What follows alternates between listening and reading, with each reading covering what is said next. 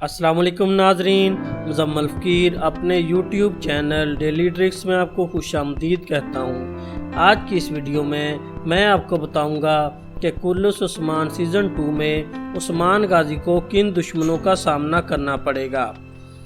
इससे पहले मैं आपको बताता चलूँ कि कुल्लुस उस्मान सीज़न 2 की शूटिंग स्टार्ट हो चुकी है और बहुत जल्द इस ड्रामे को नशर किया जाएगा।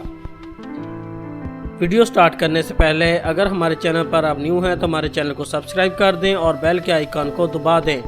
वीडियो को स्टार्ट करते हैं। नाजरीन के मुताबिक कुल्लुस उस्मान सीज़न 1 में बालागाई और सोफिया को उस्मान ने कत्ल कर दिया था, लेकिन ड्रामा देखने वालों ने अपना तमाम तर फोकस उस्मान के किला को फतह करने पर लगा दिया।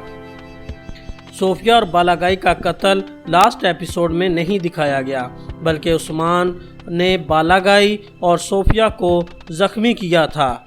अगर आप वीडियो को लास्ट एपिसोड को गौर से देखें तो आप देखेंगे कि बालागाई और सोफिया उस्मान की तलवार से ज़ख्मी होते हैं, जिसके बाद सोफिया और बालागाई को उसके सिपाही उठाकर ले जाते हैं।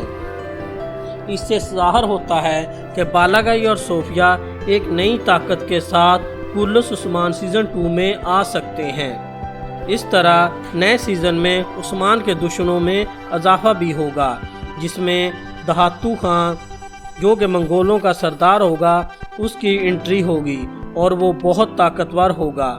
इस तरह सीज़न के स्टार्ट में ही कुल्लुस उस्मान में उस्मान को बहुत सी ताकतों का सामना करना पड़ेगा। आप अगर बालागाई या सोफिया में से किस दुश्मन को वापस सीज़न 2 में देखना चाहते हैं, आपके ख्याल में सोफिया और बालागाई में से किस की सीज़न 2 में दोबारा एंट्री हो सकती है, कमेंट बॉक्स में लाजमी बताइएगा। Thanks for watching. चैनल को सब्सक्राइब कर दें और बेल के आइकन को दबा दें। अल्लाह हाफिज़।